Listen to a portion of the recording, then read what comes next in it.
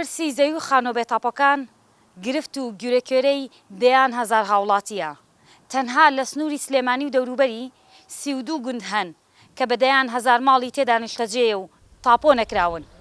بەپێی بڕیاری ژمارە 3 ساڵی 2019 و هەموارکراوی ساڵی 2021 پەرلەمانی کوردستان دەبێت ئەم خانوانە تاپۆ بکرێن. من ئێستا لە یەکێک لە گەڕەکەکانی شاری سلێمانیم کە ئەم گەڕەکە ناوی تووەسپیە. تەنها ئەم گەڕەکە 5,000 ماڵی تێدا نیشتەجێیە. هاوڵاتیانی ئەم گەڕەکە لە ترس و دوودڵی تاپۆ نەکردنی خانۆکانیان داماونەتەوە. کەمال محەممەد هاوڵاتیەکە و دەڵێت حەزم دەکرد توانام هەبوایە لە گەڕەکێک لە ناو شار نیشتەجێ بوومایە، نەک لێرە کە سەرەتاییترین پێداویستی ژیانمان نییە. من لە 2014 لێرەم ئەگەر وانە بواە حەزمەکرد لە شوێنێکی خۆشترین شوێنە بوومە لە نزیک شار، لە نزیک بازار، لە نزیک دوکان و بازار. لێرە ئەمری شتێکە دەست ناکەوێ بێ بچی بۆ ناو شار بۆ ئەشیاکردڕینێکی بەسیط، میوانێکی بێ نازانی چی بۆ بکەیت. خزمەت گوزاری وەڵا هیچ شتێ نەکراوە، هیچ نەکراوە. ئێستا ئەمە محاویلەیەکا لێرە محاویلەی کارەبایە بەخوا بۆ خۆمان بە پارە کڕیمانە و دامان ناوە، هیچ نەکراوە. بۆ گەشتێن بە نزیکترین قوتابخانە دەبێت منداڵان ڕۆژانە 20 کیلۆمەتر ببڕن. ئەسما منداڵێکی ئەم گەڕەکەی و دەڵێت خوێندنگەکەی بەکامینە بۆیان دروست کراوە و وەرزی زستان بەهۆی خراپی شوێنەکەوە بە هەفتە دەوامی تێدا ناکرێت. ئێرە مەکتەبی لێیە هەتا پۆلی شەشیتایە، بەڵام کابینەیە لە هابینانە ئەسووتین لە کابینەکانە. لە زستانانی شەجاری وا بوو مەکتەبمانە ئەبوو لەبەرەوەی کابینەکان لافاوەیان برد. اینجا ئێرە ئێستا مەکتەبی لێ نیە، لە 2 لێرە مەکتەبی لێ نیە. ئێمە ئەچین بۆ کانی کووردا، پارەی پاس زۆرە، ئێستا ئەم ماڵە گوێزەشکێنن بۆی پارەی پاسی مناڵەکەی دابینکەن. داوامانێ لێرە مەکتەبێ بکەنەوە بۆی لێرە بچین بۆ مەکتەب.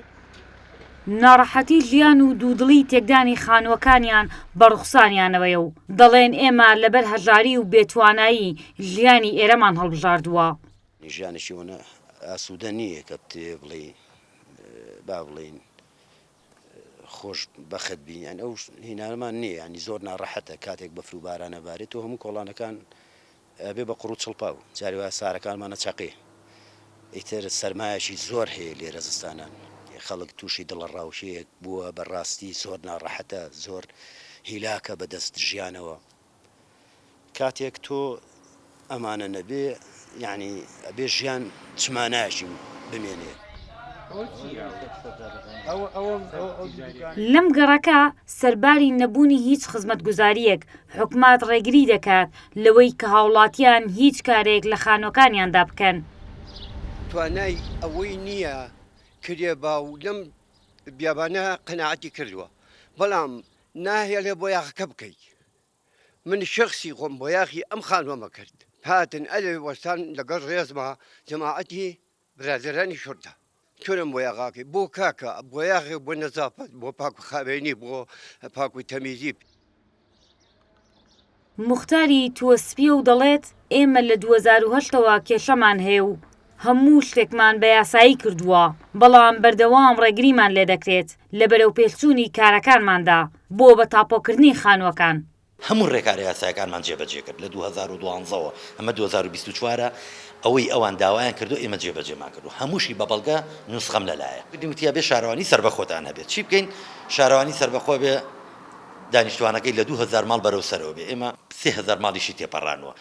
مامەڵەکانمان هەمووی جێبەجێ کردو ئەمانە و نردمان بۆ هەولێر بۆ وەزارەت کە برمان بۆ وەزارەت.